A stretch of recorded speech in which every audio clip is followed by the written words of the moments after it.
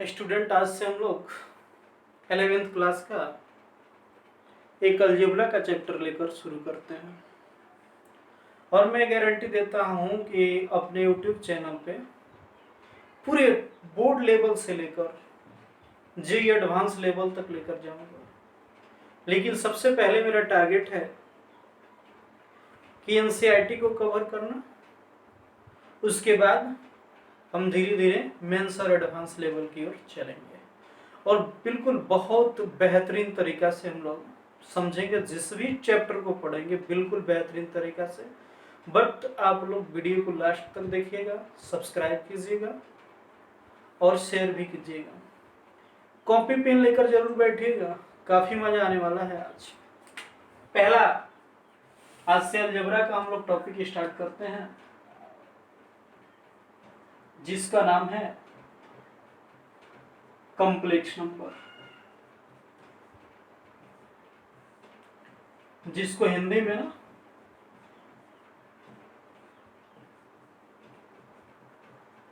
सम्मिश्र संख्या कहते हैं। सबसे मुख्य बात यह है स्टूडेंट, अभी तक 10th तक हम लोग बहुत सारे संख्या को पढ़े, रियल नंबर पढ़े, रेशनल पढ़े, irrational, odd, even, composite, prime, बहुत सारे नंबर को पढ़े ना। लेकिन अभी तक कभी कॉम्प्लेक्स नंबर हम लोग नहीं सुने थे, सम्मिश्र संख्या नहीं सुने थे। आज एक नया नंबर पढ़ने जा रहे हैं। आप भी सोचिएगा कि आज तक ऐसा ये नंबर है कि हम लोग को मिला नहीं। तो आज हम लोग कुछ ऐसे संख्या को पढ़ने जा रहे हैं। तो यहां तक पहुंचने से पहले कुछ ऐसी बातें हैं जिसको सीखना है। हेडिंग दे दीजिएगा कॉम्प्लेक्स नंबर। सबसे पहले कुछ एग्जाम्पल से हम आगे बढ़ेंगे। स्टूडेंट, अगर आपसे कहा जाए कि x² + 9 x² - 9 = 0 को सोल्व कीजिए, तो x² - 9 = 0। x² - 9 एक क्वाड्रेटिक इक्वेशन है।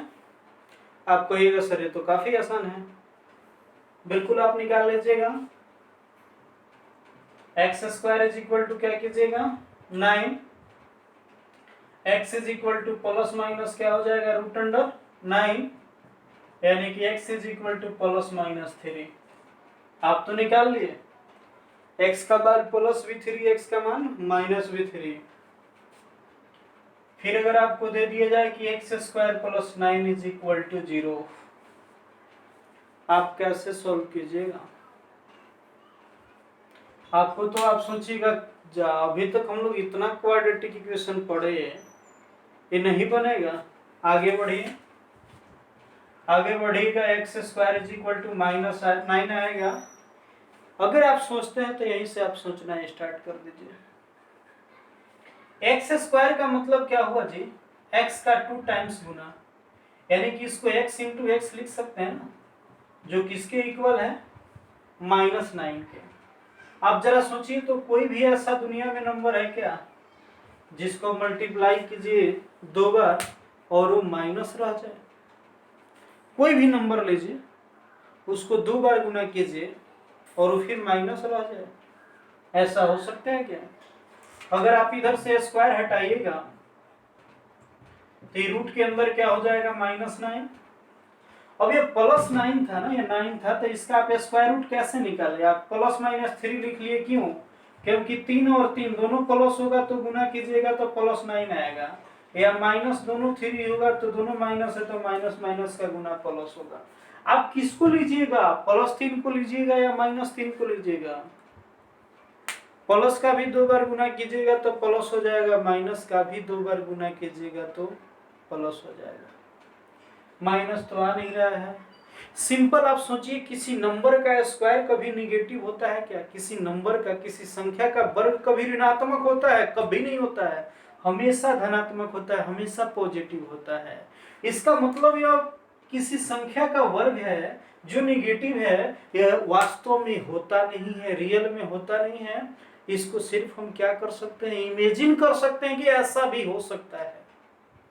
रियल में ऐसा होता नहीं है, क्योंकि किसी भी नंबर का स्क्वायर हमेशा पॉजिटिव होता है, कभी नेगेटिव नहीं होता है। इसका मतलब किसी नंबर का वर्ग नेगेटिव है, इसका मतलब वो वास्तव में नंबर है नहीं, रियल में वैसा नहीं हो सकता है, वो इमेजिनरी नंबर है। कौन नंबर है? इमेजिनरी नंबर है, काल्पनिक संख्या है। जिस तरह हम लोग सीखे, वास्तविक संख्या तो बहुत पहले से हम लोग पढ़ते आ रहे हैं, आज एक इमेजिनरी नंबर हम लोग सीखे हैं। और इमेजिनरी नंबर किस नंबर को कहा जाता है? एनी नंबर, कोई भी नंबर हो, अगर वो स्क्वायर रूट के अंदर नेगेटिव साइन के साथ हो तो वह नंबर इमेजिनरी होगा। कोई भी नंबर अगर नेगेटिव साइन के साथ हो रूट के अंदर तो वह नंबर क्या होगा? इमेजिनरी नंबर होगा। इमेजिनरी नंबर का यही पहचान है कि वह नंबर रूट के अंदर होगा और नेगेटिव होगा। और रूट के अंदर नेगेटिव नंबर को छोड़कर बाकी दुनिया में जितना नंबर होता है ना, सब रियल नंबर होता है। तो जैसे -4 रूट के अंदर नेगेटिव है, इमेजिनरी है। -5 रूट के अंदर है, इमेजिनरी है। -7 रूट के अंदर है, इमेजिनरी है। यानी कि रूट के अंदर जितने भी नंबर होंगे नेगेटिव ना, वो सब नंबर क्या कहलाएंगे? इमेजिनरी कहलाएंगे। तो जरा सोचिए, कुछ बात हम और सीखते हैं।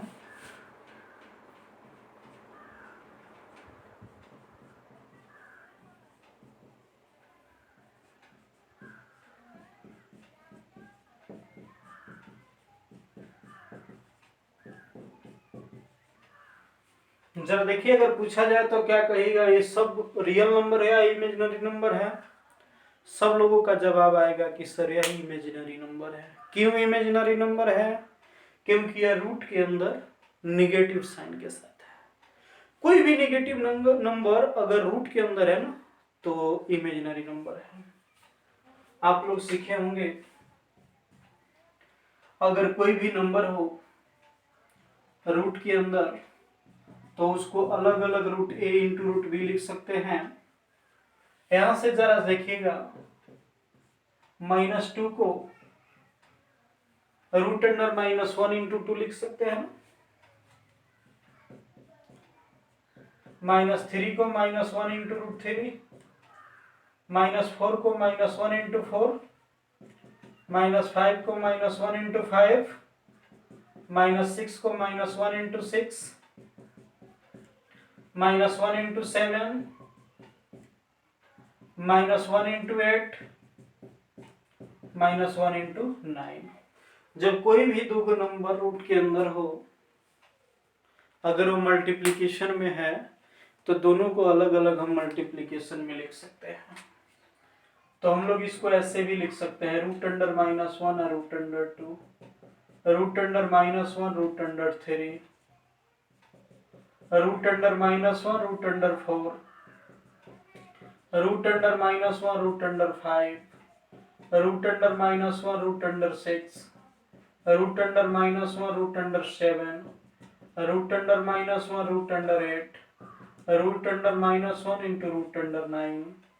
अब जरा देखिए, तो आपसे पूछा जाए कि बुआ ये जिसको हम घेरे हैं यह रियल है या इमेजिनरी है? आप कहिएगा सर ये तो सब रूट के अंदर है लेकिन प्लस, तो रूट के अंदर अगर प्लस है तो ये रियल है, ये तो इमेजिनरी है नहीं, यह तो वास्तविक संख्या है, काल्पनिक संख्या नहीं है। अब वो है सब, तो ये क्या है जी? ये तो इमेजिनरी। अच्छा, अभी तक जितना हम लोग इतना 8 को देखे हम लोग इमेजिनरी नंबर, ये सब रियल हो गया कब? जब है रूट अंडर -1 को इसमें से छोड़ दिए तब। इसका मतलब यह हुआ कि रूट अंडर -1 ही जब किसी में शामिल हो जा रहा है तो उसको इमेजिनरी बना दे रहा है। इसका मतलब हमेशा के लिए याद रखिएगा कि दुनिया में जितना भी इमेजिनरी नंबर होगा ना, उसमें रूट अंडर -1 शामिल होगा। बिना रूट अंडर माइनस एक के कोई नंबर इमेजिनरी हो नहीं सकता है। इसका मतलब ही रूट अंडर माइनस एक क्या है, इमेजिनरी। जब इस बात को यूलर साहब ने देखे, यूलर मैथमेटिशियन का नाम है, गणितज्ञ का नाम है, उन्होंने जब देखा कि दुनिया में जितने इमेजिनरी नंबर आ रहे हैं सब में रूट अंडर माइनस एक शामिल हो रहा है, तो क्यों ना एक इसको सिंबल में डिनोट किया जाए, क्यों ना इसको एक सिंबल ले लिया जाए कि उस सिंबल को हम लोग समझेंगे कि ये रूट अंडर माइनस एक के बराबर है। तो जब इसको सिंबल दे दिया जाएगा तो काफी आसान हो जाएगा, कहीं भी उस सिंबल का यूज हम लोग करेंगे। तो देखिए कौन सा सिंबल इसके लिए यूज होगा। तो उसके लिए फिर एक क्वाड्रेटिक इक्वेशन लिए वो X square plus 1 is equal to 0। अब आप कहिएगा सर कि एक्स स्क्वायर प्लस 2 नहीं ले लेते, तो ना हुआ, इससे बड़ा हो जाता ना 2, इससे कम अगर लेते, अगर 0 लेते चाहे -1 लेते तब तो ये रियल आ जाता, इमेजिनरी होता नहीं। यानी कि स्टार्टिंग यहीं से हो रहा है इमेजिनरी वाला, इसलिए इसको लिए हैं। तो यहां से हो जाएगा X square is equal to -1, X is equal to root under -1। आप कहिएगा सर रूट के अंदर माइनस कोई भी नंबर होता है ना, उसको इमेजिनरी नंबर बोलते हैं, काल्पनिक संख्या बोलते हैं। और यही रूट अंडर -1 जिसके साथ भी शामिल हो जा रहा है ना, उस नंबर को इमेजिनरी बना दे रहा है। क्या बना दे रहा है, इमेजिनरी बना दे रहा है। तो फिर यूलर ने सोचा कि यही रूट अंडर -1 सारे रियल को इमेजिनरी बना रहा है, जितने रियल नंबर है सब में अगर इसको लगा देते हैं तो इमेजिनरी हो जाएगा, जितना इमेजिनरी नंबर है सब में यह शामिल है, तो आखिर कौन सा इसको सिंबल माना जाए। तो इमेजिनरी का स्टार्टिंग किस चीज से है जी, आई से। इमेजिनरी का स्टार्टिंग किस चीज से है, आई से। तो इसको आई ही मान लिया गया और लिखना शुरू किए यूलर साहब ने कि I is equal to root under -1। क्या लिखे, I is equal to root under -1। मतलब अब कहीं भी रूट अंडर -1 आएगा उसको आई लिखा जाएगा। तो फिर रेडियस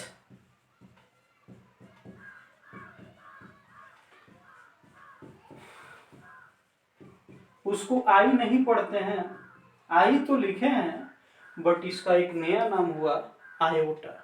क्या नाम हुआ, आयोटा। और आयोटा का ही जो मान हुआ वह रूट अंडर -1 हुआ।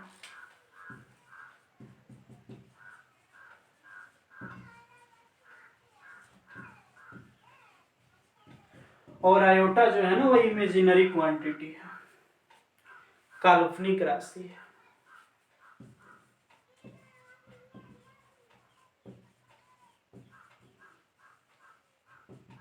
और यह आयोटा किसके द्वारा दिया गया है, तो यूलर के द्वारा दिया गया है। यूलर मैथमेटिशियन थे, उनके द्वारा ही आयोटा को दिया गया है।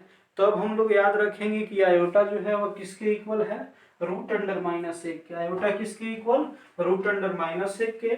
यह एक इमेजिनरी क्वांटिटी है और आयोटा का जो मान होगा वह रूट अंडर -1 होगा। अब देखिए यहां से क्या शुरू होता है,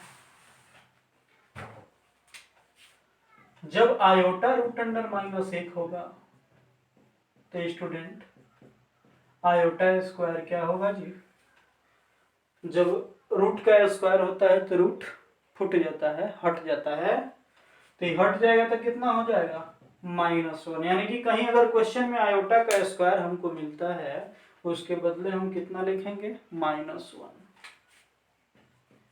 अगर हमको आयोटा का क्यूब मिलता है तो आयोटा क्यूब को आयोटा स्क्वायर इंटू आयोटा लिख सकते हैं क्या। जरा देखिएगा, आयोटा स्क्वायर का वैल्यू -1 होता है। अभी देखें, आई इंटू क्या हो गया, आयोटा। जब -1 से आयोटा में गुना करेंगे माइनस आयोटा, मतलब आयोटा का पावर 3 किसके बराबर, माइनस आयोटा के बराबर।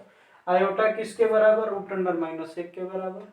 आयोटा स्क्वायर किसके बराबर, -1 के बराबर। आयोटा क्यूब किसके बराबर, माइनस आयोटा के बराबर।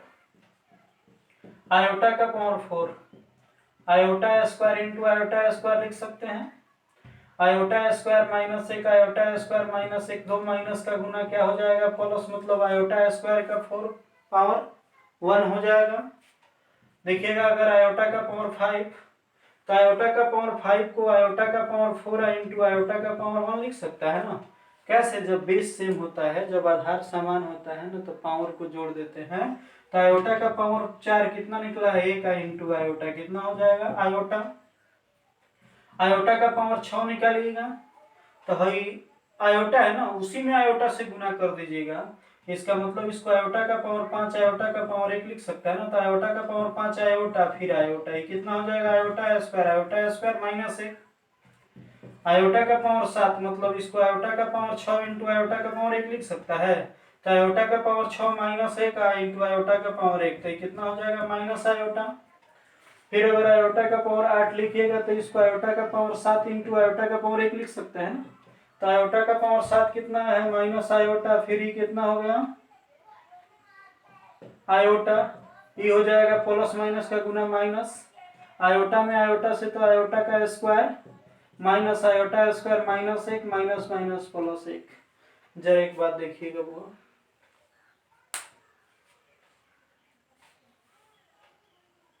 आयोटा का पावर 1, 2 तो माइनस 1, 3 तो माइनस आयोटा, 4 तो 1, फिर iota iota minus 1 minus iota 1, iota minus 1 minus iota फिर 1, यानी कि हर 4 के बाद बदल जा रहा है। यानी कि 4 के बाद, जब भी 4 के बाद आ रहा है तो एक ही चीज रिपीट करते जा रहा है। फिर आप ऐसे बढ़ते जाइएगा 9 10 11 12 तक जाइएगा तो 9 का 9 निकालिएगा तो आयोटा आ जाएगा, 10 निकालिएगा माइनस 1, 11 निकालिएगा माइनस आयोटा, फिर 12 का 1 आ जाएगा, फिर 13 निकालिएगा आयोटा, 14 निकालिएगा माइनस 1, 15 निकालिएगा माइनस आयोटा, 16 निकालिएगा 1 आ जाएगा। यानी कि हर 4 के बाद यह रिपीट करते जाएगा। तो फिर हर 4 के बाद यह रिपीट करते जाएगा। तो फिर कैसे इसको करेंगे, अगर आयोटा का पावर ज़्यादा देगा तो कैसे निकालेंगे। तो जब भी आयोटा का पावर ज़्यादा देगा ना, उसको निकालने के लिए उसके पावर को 4 से डिवाइड करेंगे। 4 से इसलिए डिवाइड करेंगे क्योंकि यह 4 से हर 4 के बाद रिपीट करता है एक ही बात, इसलिए उसको 4 से डिवाइड करेंगे और आसानी होगा क्योंकि आयोटा के पावर 4 का वैल्यू बना रहा है। इसको बिल्कुल हम लोग ध्यान में रखेंगे। Iota root under minus 1, iota square minus 1, iota cube minus iota, iota power 4 1। जैसे पूछ दिया जाए हमसे कि आयोटा के पावर 39 का वैल्यू निकालिए, तो आयोटा के पावर 39 का वैल्यू कैसे निकालेंगे। तो सबसे पहले आयोटा के पावर 4 को डिवाइड कीजिएगा, आयोटा के पावर 4 से डिवाइड कीजिएगा। जब 39 से डिवाइड कीजिएगा 4 से तो कितना से कटेगा, 9 से कितना आएगा 36, कितना रिमाइंडर बचेगा 3। जरा ध्यान दीजिएगा, आयोटा के पावर 39 को आयोटा के पावर 4 इंटू 9 आप प्लस कितना लिख सकते हैं 3 लिख सकते हैं ना, 9 चौका 36 3 39। इसको ऐसे भी लिख सकते हैं आयोटा के पावर 4 इंटू 9, इसको आयोटा का पावर 3 कैसे लिखेंगे, आप सभी को पता है a का पावर m इंटू ए का पावर n बराबर होता है a के पावर m इंटू एन के, सॉरी a के पावर m प्लस n के। जब बेस सेम होता है, आधार समान होता है तो पावर क्या होता है, जुट जाता है। तो ये जुटा ही न था, इसलिए इसको गुना में लिख सकते हैं। देखिए आयोटा के पावर 4 इंटू 9 को आयोटा के पावर 4 इंटू 9 लिख सकते हैं। आयोटा के पावर 3 का वैल्यू हम लोग सीखे हैं माइनस आयोटा। देखिए जरा इसको कैसे हम लिख सकते हैं, क्योंकि हम सीखे हैं कि a का पावर m और उसका पावर n, a का पावर m इंटू n हो जाता है। यानी कि जब पावर का पावर होता है तो दोनों पावर का गुना हो जाता है। जब पावर का पावर कुछ होता है ना तो दोनों पावर गुना हो जाता है। इसका मतलब इस पावर का पावर है तो 4 और 9 से गुना होगा, इसको ऐसे नहीं लिख सकते हैं। अब हम सीखे कि आयोटा के पावर 4 का वैल्यू कितना होता है 1 और उसका पावर क्या हो जाएगा 9 और इंटू क्या हो गया माइनस आयोटा।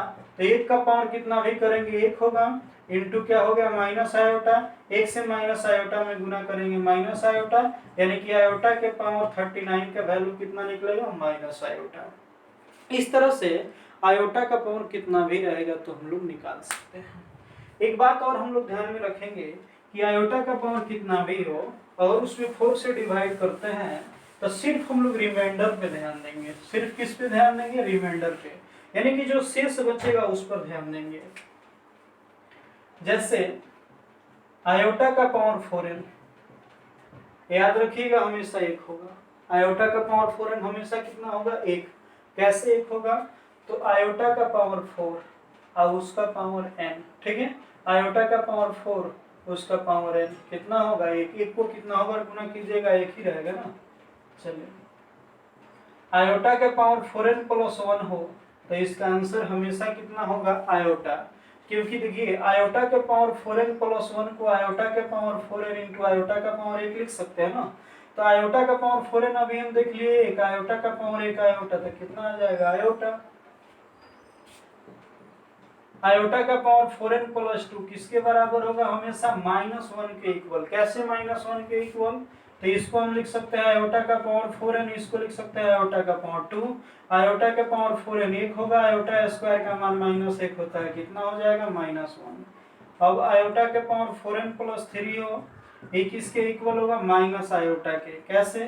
तो इसको आयोटा के पावर 4n इंटू आयोटा का पावर 3 लिख सकते हैं। आयोटा का पावर 4n 1 होता है, आयोटा क्यू का मान माइनस आयोटा, जब 1 से माइनस आयोटा में गुना करेंगे माइनस आयोटा। एक बात जानते हैं, कितना हो बड़ा संख्या हो, अगर उसमें आप 4 से भाग कीजिएगा तो जो रिमाइंडर है, शेषफल है, वो या तो 0 आएगा, मतलब पूरा पूरा कट जाएगा, या 1 आएगा, या 2 आएगा, या 3 आएगा। रिमाइंडर यही हो सकता है 0, 1, 2, 3।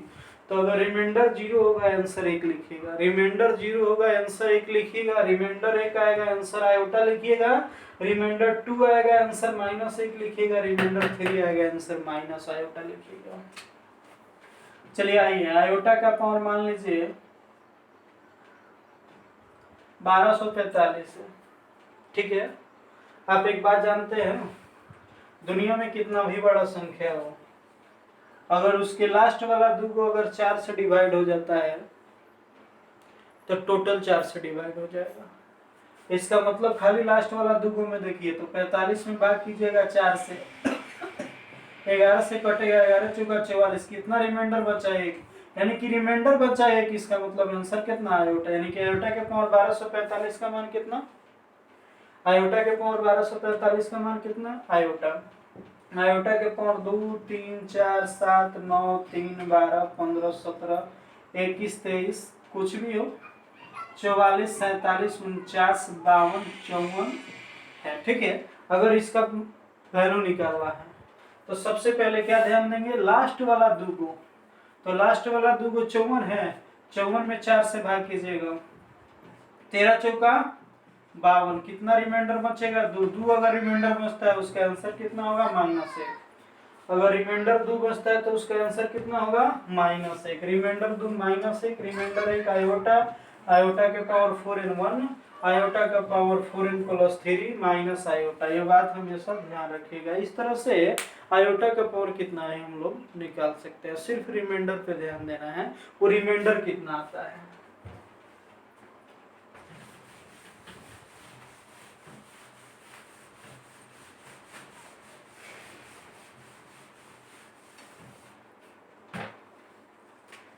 अब देखिए, जैसे मान लीजिए कि आयोटा का पावर 2 प्लस आयोटा का पावर 3 प्लस आयोटा का पावर 4 प्लस आयोटा का पावर 5 है, इसका वैल्यू निकालना है ना।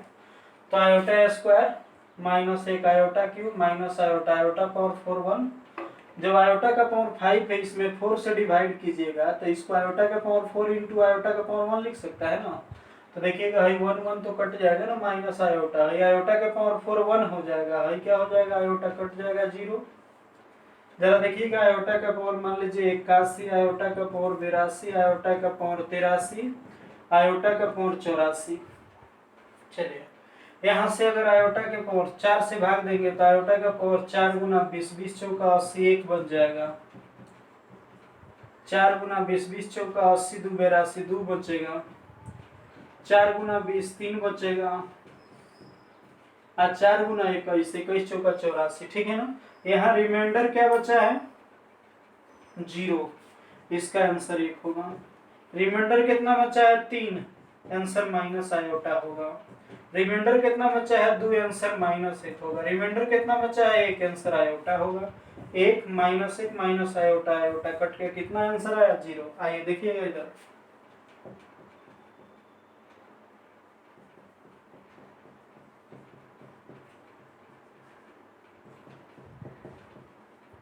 ठीक है। इससे पहले एक और चीज हम देखते हैं, काफी इंपॉर्टेंट है, आयोटा के पावर n, आयोटा के पावर n प्लस 1, आयोटा के पावर n प्लस 2, आयोटा के पावर n प्लस 3। देखिए तो यहाँ से कॉमन क्या होगा, इसको आयोटा के पावर n, आयोटा के पावर n इंटू आयोटा का पावर 1, आयोटा के पावर n इंटू आयोटा का पावर 2, आयोटा के पावर n इंटू आयोटा का पावर 3। मतलब क्या हुआ, जब बेस सेम रहता है तो पावर जुटता है, n में 1 जुट जाएगा, n में 2 जुट जाएगा, n में 3, मतलब जैसे था वैसे लिख लिए। इसमें जितने भी टर्म है सब में क्या कॉमन है, आयोटा का पावर n, आयोटा का पावर n कॉमन लीजिएगा, 1 बचेगा, यहाँ से खाली आयोटा बचेगा, आयोटा स्क्वायर माइनस 1 बचेगा, आयोटा क्यूब माइनस आयोटा बचेगा।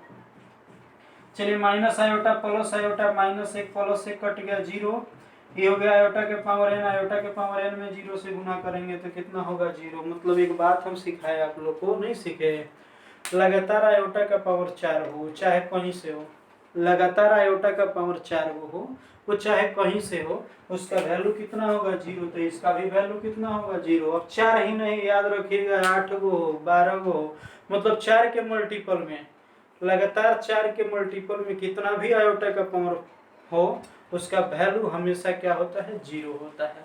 तो इसके बाद भी अगले जो सेकेंड लेक्चर होगा उसमें फिर आयोटा पर कुछ क्वेश्चन करेंगे। इसमें और भी आयोटा का पावर निगेटिव होगा तो कैसे करेंगे, सिग्मा वाला क्वेश्चन इस पर करेंगे, फिर तब उसके बाद हम लोग कॉम्प्लेक्स नंबर को जानेंगे। अगर अच्छा लगता है तो कमेंट जरूर कीजिएगा, चैनल को सब्सक्राइब जरूर कीजिएगा और किसी और को भी बताइएगा अच्छा लगता है तो। और आप लोग हमेशा कॉपी और पेन लेकर आज से स्टार्ट कर दीजिए पढ़ाई 11वीं का, बिल्कुल अच्छा कीजिएगा, यहीं से आपको कहीं कोई डाउट नहीं होगा, पूरा क्लियर करते हुए हम लोग आगे बढ़ेंगे।